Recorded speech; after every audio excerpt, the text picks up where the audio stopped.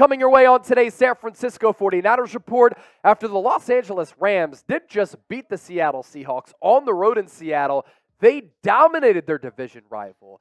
That sets up a pretty massive game in the NFC West standings for Week 2 between the San Francisco 49ers and those aforementioned Los Angeles Rams. So coming up on the show today, a Week 2 preview. We will once again be back for a watch party for Week 2. Standalone game. It's going to be awesome. Our coverage begins an hour before kickoff, 3 o'clock Eastern, 12 o'clock for those of you on the West Coast. And can we beat our numbers from Week 1 and that watch party against the Pittsburgh Steelers? The second most watch party in the history of this channel. An astounding 186,000 viewers tuned in throughout the afternoon on Sunday. Let's beat those numbers. Before we preview this game, let's hear from you down in the comment section. I want you to treat the comment section here on YouTube like a Sports Talk Radio call-in line. Who are you going with?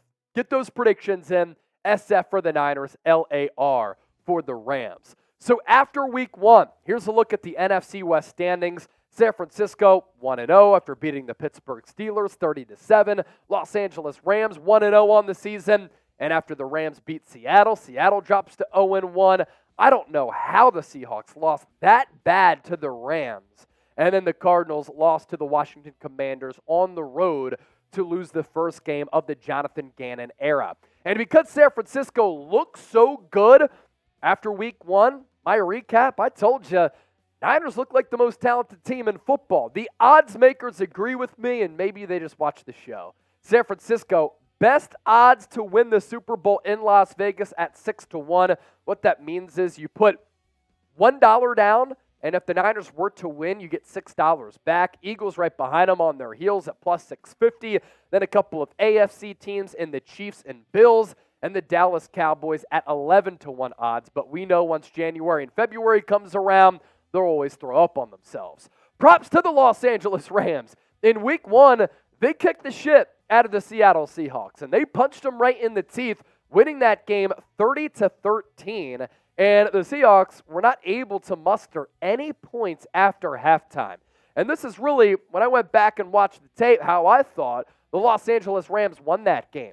Really good coaching job by Sean McVay, and the credit goes to him, but Matthew Stafford played really well. Looked as though the elbow is back at 100%. And even though the Rams were without Cooper Kupp, Tutu Atwell went off and went over the century mark. A new name to look out for is one of their new wide receivers in Puka Nacua.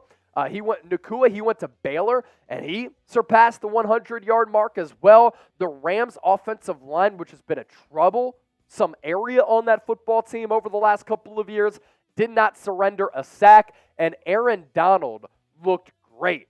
He looked awesome. More on that. The Los Angeles Rams, we talk about some of those adjustments that Sean McVay made. He made some great adjustments at recess. The Rams went on a 23-0 run after halftime. Seattle had 12 second-half yards. Let me say that again. Seattle had 12 second-half yards in Week 1. The offense literally could not move the football or even move the chains at all, and the Rams' defense was really stout. As for what Stafford was able to do, completion percentage was really good at 63.2% against Seattle, 334 yards, no touchdowns, no picks, but a couple of young wide receivers really rose to the occasion. Tutu Atwell was drafted by this team a couple of years ago. Career game for him. 6 catches, 119 yards. He's tiny, 5'9", 165 pounds, and if you hit him, he's going to feel it, but he's elusive and he's quick at 5'9", 165 pounds. He's a home run threat. We saw that in Week 1 after what was kind of a mediocre rookie season for him, and it wasn't only Tutu Atwell who stepped up in the absence of Cooper Kupp. Puka Nacua, 6'1", 5'8". So he's a little bit bigger. He went to BYU, not Baylor. So I said Baylor a little bit earlier. BYU, different B school. F Chase, type it down in the comments section. Awful job by me. And how about his NFL debut? 10 catches, 119 yards, a long of 21. So he was just kind of that consistent go-to target who wasn't really explosive to a certain degree, but 10 catches, the usage rate really high for those 119 yards. And San Francisco, this is pretty telling here.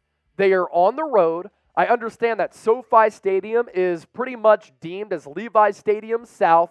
The Rams crushed Seattle in week 1, and sometimes weird things happen in week 1 to start the NFL season. I don't expect Seattle to be that bad in 2023. In fact, I expect them to be a playoff team. But the line here is pretty telling.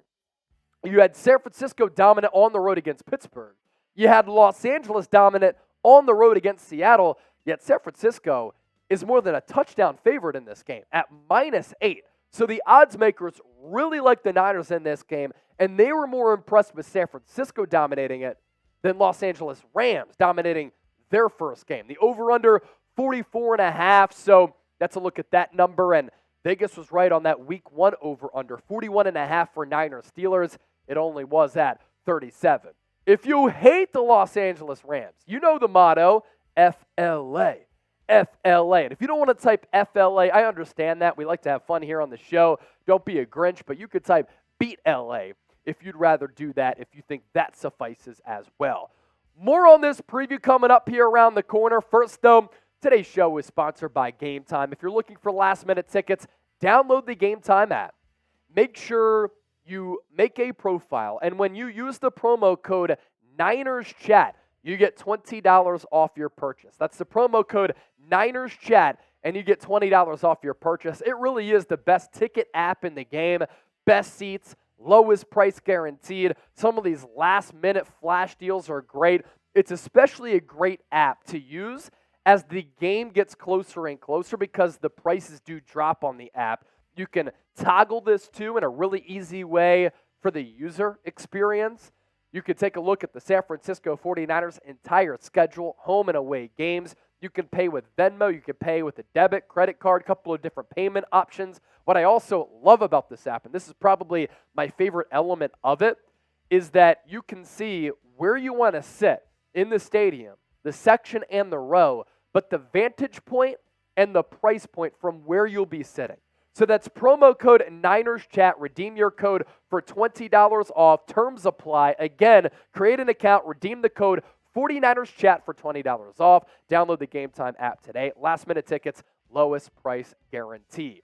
So anytime there's a matchup between the Niners and the Los Angeles Rams, it's always a conversation to be had around Kyle Shanahan and Sean McVay. You have Shanahan, who used to be McVay's boss back in the days when they were coaching for the Washington Redskins. And after sweeping the Rams last year, Kyle Shanahan is now 9-3 against Sean McVay. Sean McVay is 3-9 against Kyle Shanahan. That includes, I believe, 8 straight regular season losses as well. We know what happened in the NFC Championship game 2 years ago. We'll never get over it. But with Sean McVay, let's talk about him here.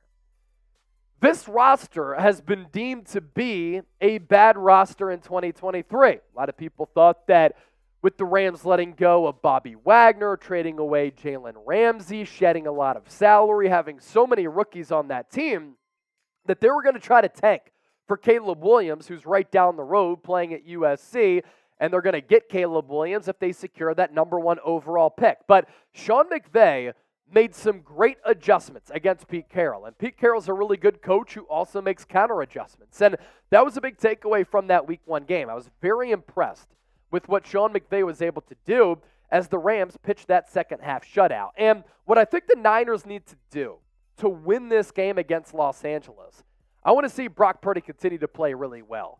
He balled last year in the regular season. He played really strong ball in the playoffs. In the playoffs, even though he got off to a couple of slow starts, he was able to adjust along the way. If he continues to ball, disperse the football, then this Niners team becomes really difficult to stop. Because if you have a quarterback who can complete throws at all 3 levels, that opens up the run game. And speaking of the run game, I really like how balanced the Niners were against Pittsburgh. Some people thought Kyle Shanahan aired it out a little bit too much once the game was decided and the Niners were cruising to a victory. I could see where you're coming from. But when you have a balanced pass rush attack, establishing the run then allows that play action game to be a little bit more successful. Establishing the run keeps the defense on its heels. It wears them out as you're able to physically beat them up. But it just opens up the pass game as a whole. And then when you're able to chuck the ball all over the yard, like Brock Purdy was able to do in that Week 1 game against Pittsburgh, you can run some of those RPOs. You can run some of those outside zones. You can run some of those draw plays because the defense starts to sit back a little bit, having to worry about Brandon Ayuk and Deebo Samuel and George Kittle, and then you're able to get some space to run the football. Also want to see the Niners defense continue to swarm, and they're going to have to do that against Matthew Stafford. Stafford has a lot of time, like he had against the Seattle Seahawks. He's going to be able to pick you apart, survey the field, and really play an efficient brand of football. And this is a Rams offensive line that did not give up any sacks in that first game against Seattle. So when Seattle is able to not get a pass rush, their defense takes a hit. And when the Rams are able to pass protect, that gives Matthew Stafford kind of all day to do his thing. And then 2 more points that we could get to here. For the Rams, they had a tough time running the football against the Seahawks. I think they rushed for a team under 100 yards. We'll take a look at those numbers here. Yeah, so it was 85. So if you stop Matthew Stafford in the pass and you force the Rams to run, they're not the same team.